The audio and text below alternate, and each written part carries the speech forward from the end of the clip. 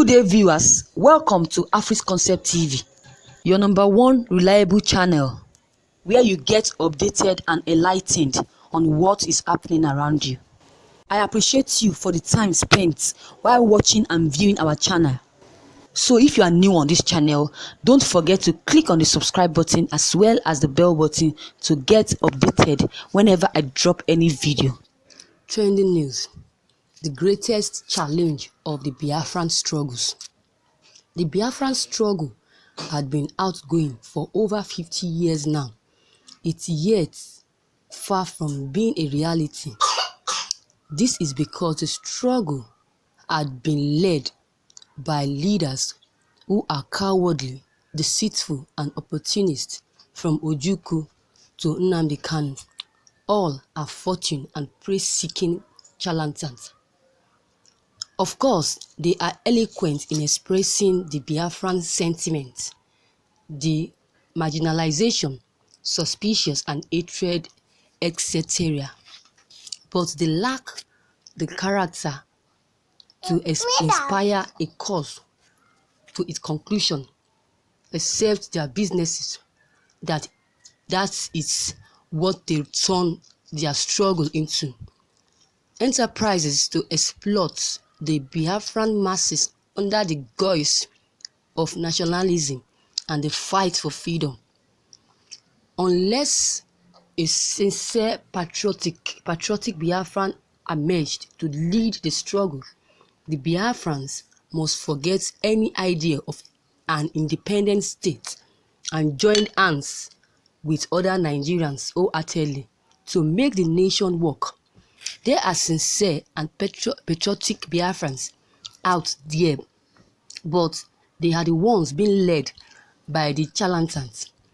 If only Biafran was blessed with a leader willing to fight the cause, even if it meant him dying in the process, Buhari would have been writing diplomatic letters to the sovereign state of Biafran today. Instead, he sent them dancers in military to teach them the Python steps. Chief Odumegwe Ojukwu was the first to lead the Biafran struggle.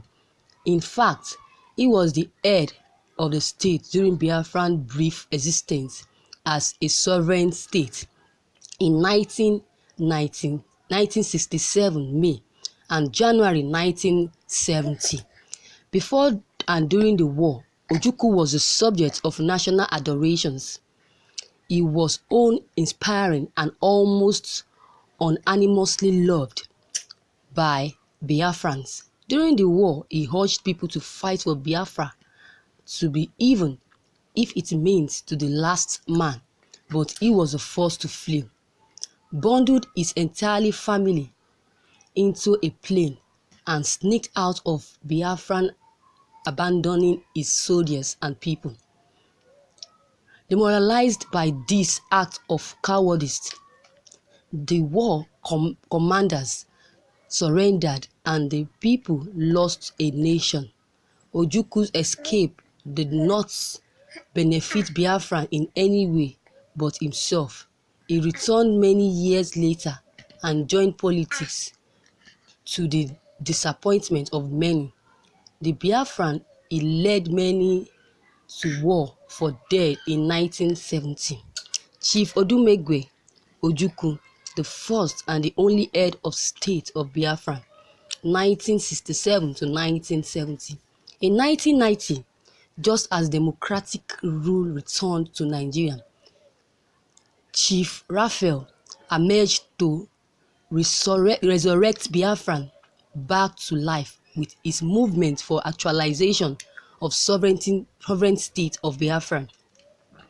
He renounced violence and proposed civil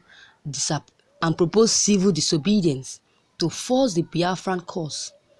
He called for the led several demonstrations and marches demanding for secession of Biafran from Nigeria.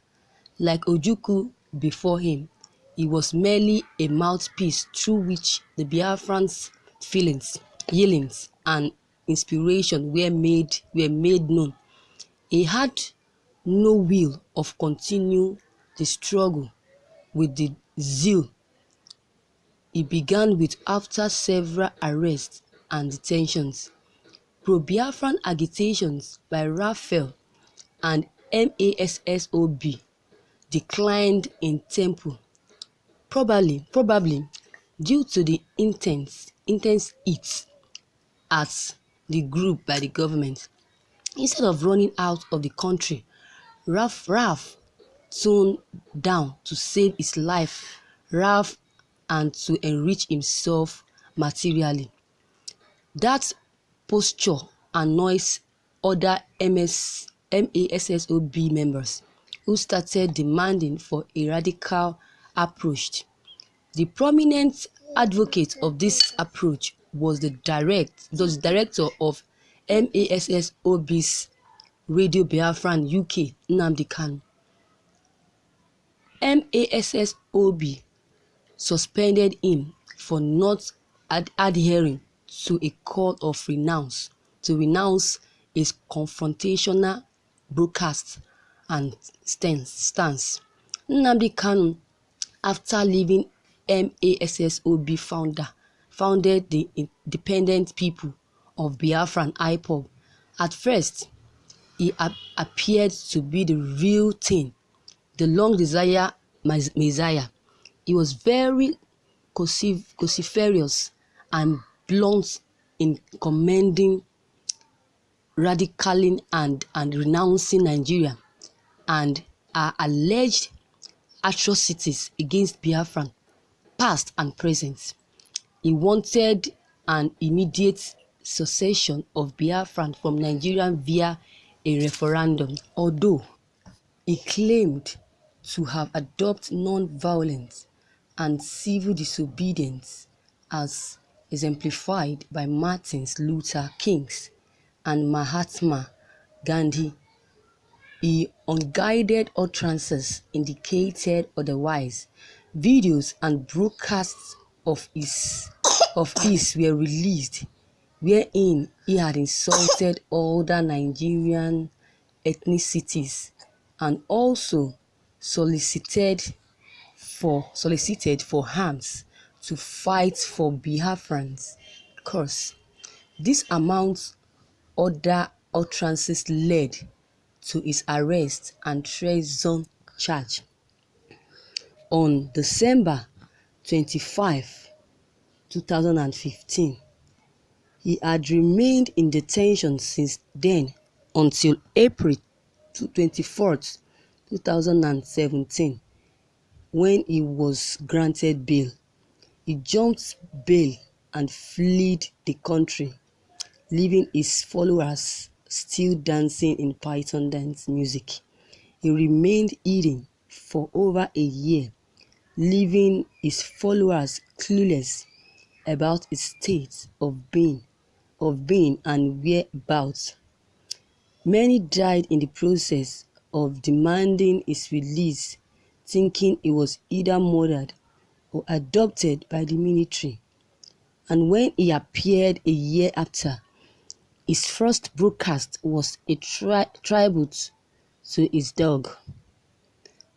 There had been other pro-Biafran groups, the Council of Elders of the Indigenous People of Biafra and the Biafran Nation Youth League, but these ones and others were not as popular and influential as Ojuku's Biafran, Raf Masob and KANU's IPOB. The three chickens of Biafran is unworthy of the true Biafran spirit. It baffles me how a nation of industrious, fearless, and great people produce such craving leaders.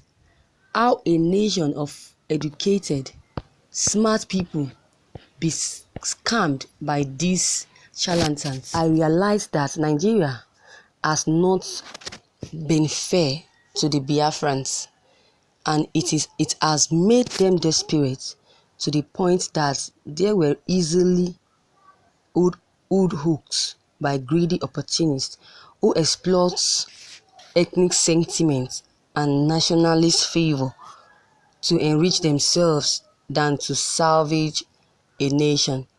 If Biafra hopes to be a sovereign nation by rallying behind these deceitful and cowardly leaders, the cause is dead.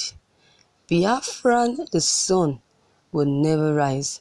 Succession can be possible only through victory in armed struggle, successful democratic referendum, or with the natural collapse and disintegration of Nigeria. Either way, a visionary leader who is not only charismatic or outspoken, but brilliant, wise, patient, and ultimately fearless is most desired.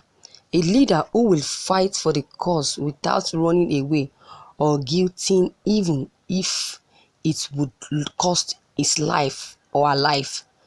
To die in the process of fighting a noble cause is martyrdom, and nothing inspires like martyrdom. Most leaders who have led the Biafran struggles fears death. If they continue to fear death, Biafra will continue to fear to live and prefer to remain dead. Simple. Thank you, viewers, for listening to this news. If you have any comment, don't hesitate to drop your comment below, and also click on the subscription button as well as the bell button to receive more updates. Thank you and have a wonderful day. Bye.